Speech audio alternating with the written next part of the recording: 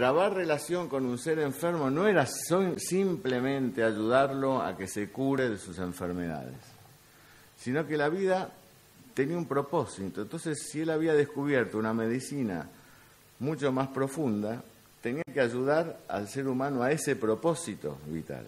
Y entonces escribe en un lugar que, en el órgano de la medicina, que es su libro más importante, que en realidad el remedio homeopático o el tratamiento homeopático tiene que lograr que este individuo se coloque en un estado existencial de armonía para que la chispa divina que hay en él o el espíritu dotado de razón que hay en él pueda alcanzar los altos fines de la existencia o los elevados propósitos de la existencia. Así que es el tratamiento de homeopático lleva en su naturaleza otra condición de la curación. La curación ya no por la ausencia del dolor, la ausencia de enfermedad clínica, la ausencia de sintomatología, sino la curación ligada a un destino de trascendencia, a un propósito vital, para que esta persona cumpla su propósito vital. ¿Para qué está en este mundo? Claro, hasta mediados del siglo XX podríamos hablar de todo esto desde el punto de vista teórico y tender a la filosofía o a la religión para poder hablar de nuestro propósito vital. Pero hubo un punto de quiebre en la humanidad muy importante, que fue el descubrimiento de Hubble. Hubble, ahí por el 40 del siglo pasado, descubre que todas las galaxias se alejan de un punto, que el universo está en expansión y puede calcular el origen del universo en aquel momento 15.000 millones de años, con la famosa teoría del Big Bang. ¿Y por qué digo trascendente esto? Porque la cuántica que se venía gestando con Born,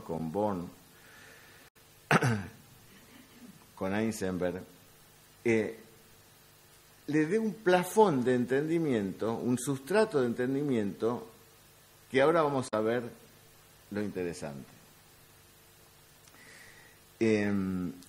David Bohm, que es uno de los físicos más importantes del siglo XX, decía que en el universo, en realidad, hay dos tipos de planos universales: el universo implícito y el universo explícito, que todo lo que nosotros vemos en realidad es la expresión de un aumento de complejidad en un universo que tiene un orden implícito a los fenómenos. ¿Esto por qué? Porque si todo tuvo un principio donde estaba todo unido en un solo punto, ¿no? El principio de expansión del universo no es un principio de partición, sino es de representación de ese primer principio. Nosotros somos luz transformada desde el punto de vista físico. Somos hijos de la luz desde el punto de vista físico.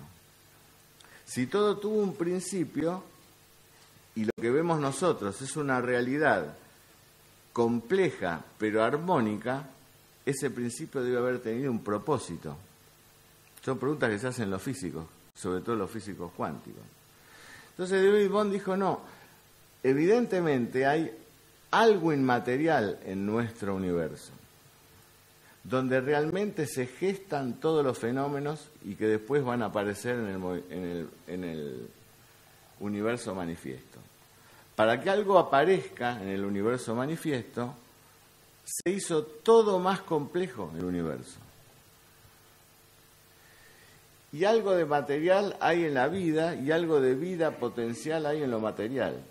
Como si la lectura que se hace de la realidad es un transcurso de acontecimientos que tienen que ver con una máxima complejidad, que siempre está en el plano de la unión.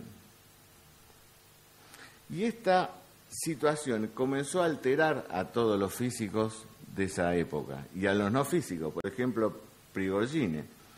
Prigogine, en su teoría de las estructuras disipativas, dice exactamente lo mismo, ¿no?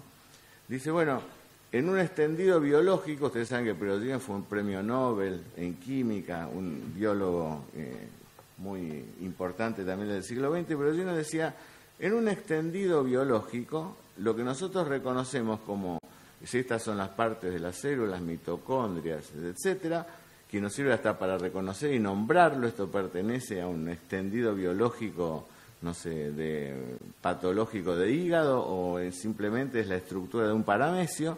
En este extendido lo que vemos es un orden arquitectónico. Pero para que algo aparezca nuevo en este orden arquitectónico, necesariamente la totalidad se debe haber hecho más compleja, y ese aumento de complejidad que está en la totalidad, dice Prigogine, tiene que estar en otro orden, al que Prigogine llama funcional, que seguramente es un orden inmaterial. Es decir, a mediados del siglo pasado comenzó de nuevo a aparecer esta palabra de lo inmaterial, lo intangible.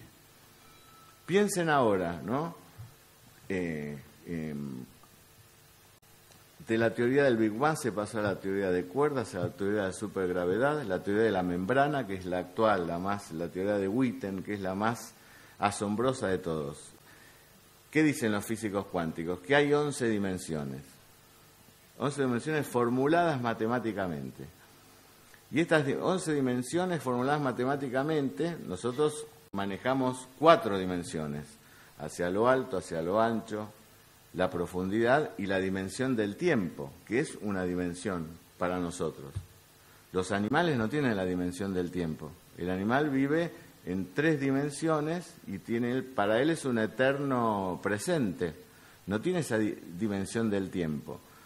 Quizás el animal que se humaniza empieza a tener un cierto registro del tiempo, pero es una dimensión que él no tiene. Sin embargo, este animal vive en el tiempo. Nosotros que participamos de 5 dimensiones, de 4 dimensiones, nos damos cuenta de que el animal también participa de la dimensión del tiempo, aunque él no se dé cuenta. Bueno, nosotros tenemos 6 más, de las que también participamos, aunque no nos demos cuenta. Eso es lo que dicen los físicos.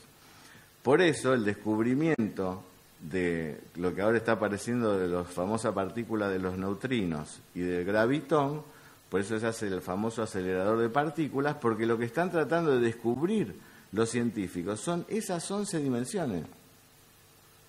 Por eso lo llaman la máquina de Dios. El dicho de llamar máquina de Dios al acelerador de partículas es porque si descubren el neutrino que viaja más rápido que la velocidad de la luz, si descubren que existe el registro del gravitón sin partícula, porque estaría la gravedad en otros planos, en otras dimensiones, quiere decir que nosotros participamos también de otras dimensiones aunque no nos demos cuenta. ¿Qué quiere decir esto? Que nuestro cuerpo está sujeto a estas 4 dimensiones. Hay otras dimensiones de nosotros mismos en las que no está sujeto nuestro cuerpo. Por eso es la máquina de Dios. Porque van a descubrir lo que en el trasfondo más profundo de la búsqueda es la búsqueda de la eternidad en uno. Y estamos hablando de física pura, no de teoría.